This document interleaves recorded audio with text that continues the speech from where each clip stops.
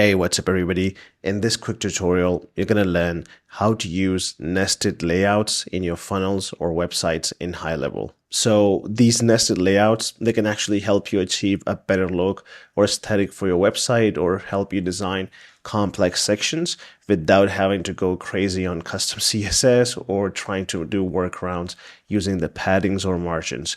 So let me head over to my screen here and show you how can you actually put this to use. All right, so you can see on my screen here that I have a website or a funnel here, and I want to achieve a look where I can put two buttons side by side. Now, previously, if you try to do that, you know that you had to use workarounds or custom CSS to do, because if you duplicate this button, it just goes down and there's no way to really put it here. And there really is no easy way to do it. So now HighLevel has introduced nested layouts. So if you want to do that, what you can do is click on add elements here, and under rows, you can see that we have up to 6 columns here.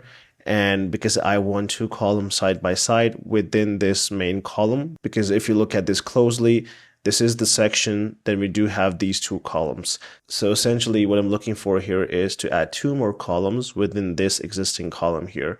So if I click on plus, I could just drag this here, and now you can see you're able to actually add this inside of these columns too. So I can just go ahead and put this here. And now you can see we can achieve that side-by-side look very easily. And I can literally duplicate this and put one here, and then the other one can go right here, right? So you can see how easily we can achieve this look. And this is a very common look in website design. And now you can easily replicate it inside of HighLevel as well.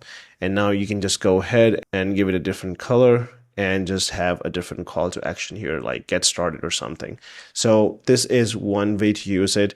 Then, of course, there are multiple use cases, and now this just unlocks a range of options for you that you can easily use or leverage using the drag and drop columns instead of using the custom CSS.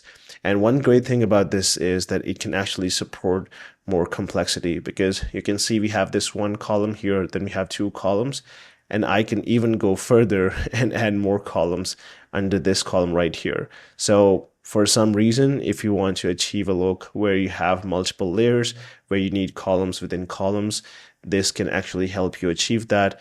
And again, very simple, just drag and drop and you can achieve your outlook.